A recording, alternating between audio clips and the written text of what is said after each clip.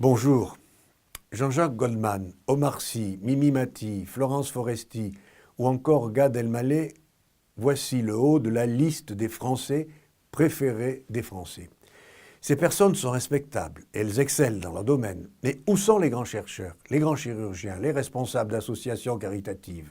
Où sont les grands philosophes, les sociologues, les écrivains et même les grands hommes politiques?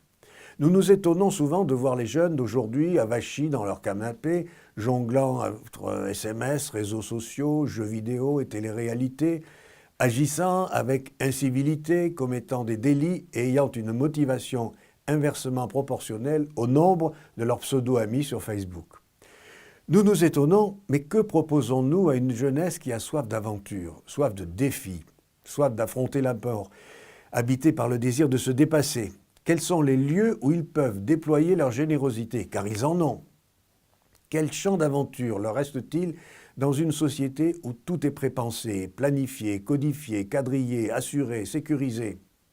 Pour ceux de ma génération, lorsque nous étions jeunes, il y avait encore cette possibilité de partir à l'aventure, de faire quelque chose d'un peu fou, de vivre une expérience qui allait nous marquer, qui allait nous construire. Les voyages en stop, le service militaire, le fait de faire de grandes choses avec peu de moyens, que sais-je encore. Aujourd'hui, les jeunes sont comme dans un cercle vicieux. Malgré leurs études, ils ne trouvent pas de travail. Et s'ils en trouvent, c'est trop souvent dans une branche qui ne correspond pas à ce qu'ils ont étudié. Sans emploi ou dans une situation précaire, comment peuvent-ils avoir des projets, des rêves, voir l'avenir avec enthousiasme? Près de 30% des 25-34 ans habitent toujours chez leurs parents.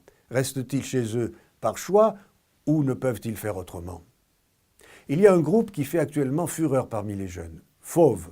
J'ai noté cette phrase de l'une de leurs chansons « Nous sommes de ceux que l'on ne remarque pas, des fantômes, des transparents ». C'est ce que peut éprouver une génération qui pense que la société fait bien peu de cas de leur présence. Alors tous les moyens sont bons pour montrer qu'ils existent aussi ailleurs que sur les réseaux sociaux. Car pourquoi croyez-vous qu'ils s'affichent ainsi sur ces réseaux, sinon pour exprimer leur besoin d'être reconnus comme existants? Ce manque de perspective, ce manque d'horizon amène certains à se rapprocher des extrêmes pour fuir la morosité de leur vie par le choix d'étranges voyages, le voyage vers un ailleurs, la fugue, le voyage onirique, la drogue et le voyage sans retour, le suicide. Parfois aussi cet engagement dans la violence de la guerre, dans les combats idéologiques et pseudo-religieux. Nous en avons de nombreux exemples en ce moment. Alors, dans la grisaille des bars HLM, Pierre Perret fredonnait « Donnez-nous des jardins pour y faire des bêtises ». Alors oui, donnons-leur des espaces pour entrer dans la belle aventure de la vie. À bientôt.